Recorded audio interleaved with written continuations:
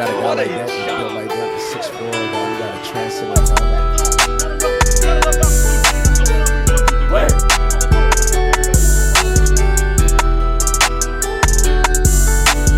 They got Jordan Davis last season. They bring Fletcher Cox back to the Phillies. So I'm sitting there like, we need to put something on this offensive line to combat that. What's going on, and welcome back, everybody. We are going to be talking around the league in this episode. A couple of things going on, but not too much. It's that dry time of the season, and you had mentioned beforehand that you had some Chase Claypool news you wanted to share with us. Oh yeah, man. Just want to touch base on him in general. Like reports coming out now that the Chicago Bears are very unhappy with him.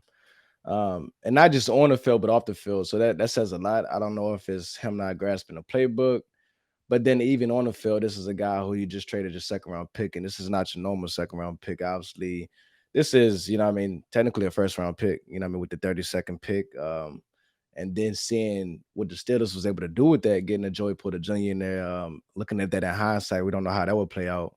But a year later, man, just giving that pickup and getting the Claypool in there, I just think, man, that's bad. That's not what you want to hear out of a young guy like that, a guy that you still wanted to pay. You don't have to pay him yet, but just to get that pickup for nothing, I just think that says a lot, about him in general, man. It's early, man, and he hasn't been able to come in there and impress nobody, and hasn't been able to turn no heads. We can all agree that last year, the season he had when he went over there, it wasn't nothing that made us believe like, hey, this was the answer. Obviously, the Chicago Bears also went out there and got a DJ Moore, but I'm willing to bet when they got Claypool, they got him with the idea of maybe he could have been a potential number one receiver. Right. But now, like, where does that put him in that offense? And obviously in the future, I think they got a new regime over there. I know Ryan Pohl is still over there, but um, yeah, it just seems like they not hanging their hats on anybody right now. They're trying to get this right. Now, and just looking at it from the outside, like from afar, if you're a Chicago fan today, would you rather have Joey Porter Jr. or Chase Claypool? So it does seem like, Yeah, Pittsburgh kind of fleeced him on this one. And if there's one thing we know, man, Pittsburgh understands the wide receiver room. So the fact that they were willing to move off of him for a second round pick, which at the time they didn't know was the 32nd pick. You know what I mean? That could have been pick 50, whatever. yeah. So it did work out in their favor. But leading into this season with the Chicago Bears, man, you got Justin Fields coming into year 3. You mentioned some of his weapons. He's got DJ Moore, a Chase Claypool. We don't know where he's going to land in the depth chart. You got Darnell Mooney, Cole Kmet. Talk to me a bit about how you feel about Justin Fields headed into to year 3. Oh, I think he's up for a huge year. Kind of like, I think even before, everything transpired, I was definitely very high on Fields. I really thought he should have went number 2 in that pick, that draft. I didn't see it in Zach Wilson. I always thought he was generally up there with Trevor Lawrence. But you hear, this season, but this offseason, he's working out with Michael Vick. He looks great. He's looked phenomenal. They say he's throwing dots. And let me tell you, with the rushing ability that he already has, if he's throwing how he's throwing, like they saying he is, he's passing the eye test and he has the weapons that he has, I think he could be up for a huge year. And a lot of people feel like generally like this season that statistically he could be better than Trevor Lawrence starting this year. So coming out of that draft, I was huge on Justin Fields. Obviously, we had Trevor Lawrence. He was like the Andrew Luck, Peyton Manning type caliber coming out. That Prototype. the one that the can't miss pick, and Right. everybody else had question marks. To me, the one with the least question marks outside of Lawrence was Fields. And I didn't see him going to the Jets because the Jets do stupid stuff. But the fact that Atlanta passed him up for Kyle Pitts blew me away because he's from there. They need a quarterback, and he's still, given his stats the last 2 years, better than the quarterbacks that they have in Atlanta. So that still throws me for a loop. But looking at him and Justin Fields and Trevor Lawrence side by side, I wrote down a couple of stats. Uh, they Fields has played 27 games to Lawrence's 34, and pretty much Lawrence has been a little more available. But completion percentage wise, we're not that far off. Fields is sitting at 59, Lawrence at 62. So for the people saying that Fields is inaccurate, you kind of got to say the same thing about a Trevor Lawrence. It's not that far off. Yards, passing yards, there's a big gap there, but there's also a 7-game gap. Yeah. Um, touchdowns, the same gap. Interceptions, how many interceptions would you guess Fields to have coming into year 3 and Lawrence coming into year 3? With Phil, I mean, off the top of my head, I don't know. I know that first year Trevor Lawrence played, it was very heavy. It was a lot of them. Yeah. Um, Obviously the improvement he had the next year. I would say probably like Fields, maybe like sitting around like 25, Trevor Lawrence, maybe 30. I'm So leaning. it's 21 and 25. They're very close to each other Okay. in those numbers. So you were headed the right way. Sacks, Fields gets sacked a lot. He's been sacked 91 times in 2 years. Lawrence only 59 times. But 59 is still that's a lot of sacks. But Fields plays behind an awful offensive line.